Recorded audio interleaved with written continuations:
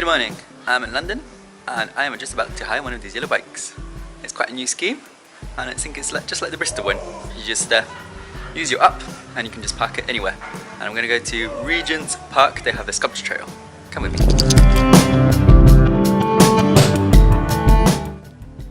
So this is the app and you bring up the camera and it scans the barcode.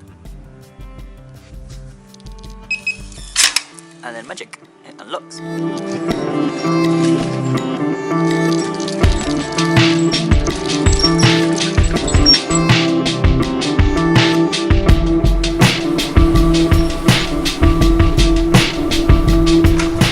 I get to leave it anywhere.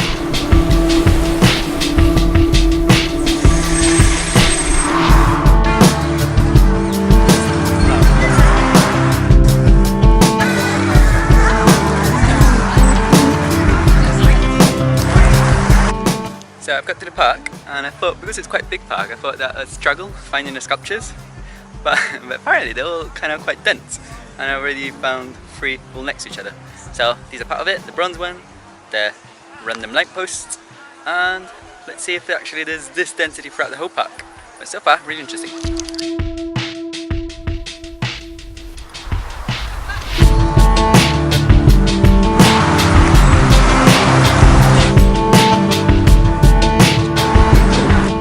They've done something quite clever here. Have you seen those barcodes? You scan them with your phone.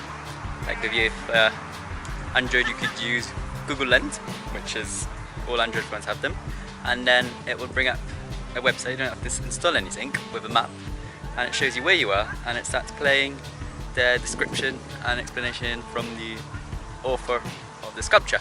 Explain it all. Here for the hair. The hair is a signature piece of the author, so that's why the hair, and then he's playing around with dance shapes in contrast with a anvil, which is a very rigid and solid piece compared to the dancing hair. Love this map guided tour system, very smart.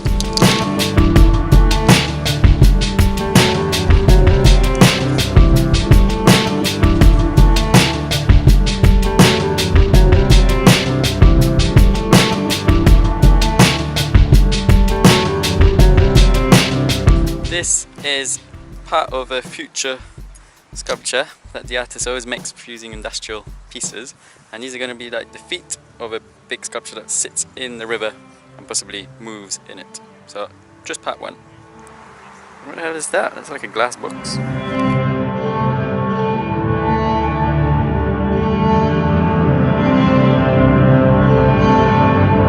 Such a hot day in the park, so there's loads of people just sunbathing amongst the sculpture, which makes it even more interesting.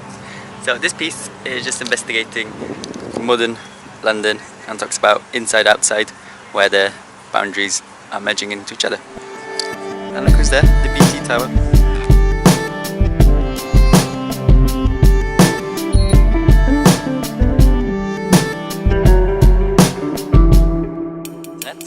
And look, they have roots, door-like faces and fur aprons. They definitely feel quite spooky.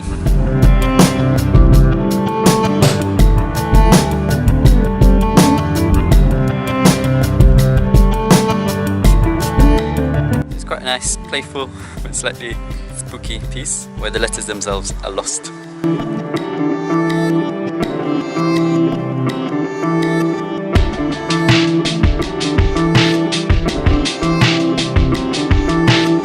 Definitely the most unexpected, and the famous one that I was looking forward to, the yellow house.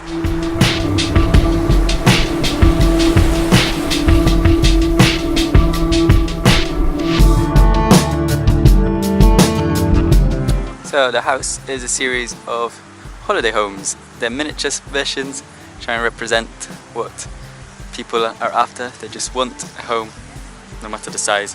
And it's a series that is throughout London. There's quite a few of these little houses, there's little holiday homes put in unusual places.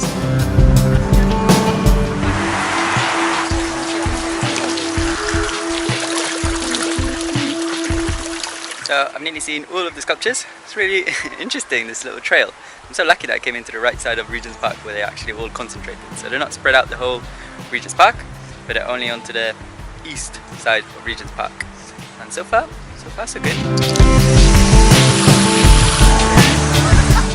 But check out how many people in the trees loving the shade. And another interesting fact, in between these concrete blocks are teeth. So this artist created a series using these blocks and to represent different emotions. And this one, let's see if you can guess what it is stress. And he even cast his own teeth in the sculpture.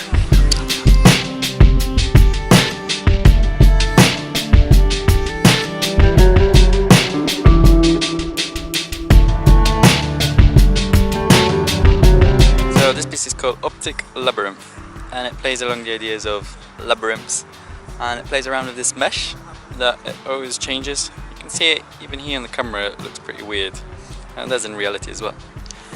It's a nice piece of work because it's quite immersive. You just wander around.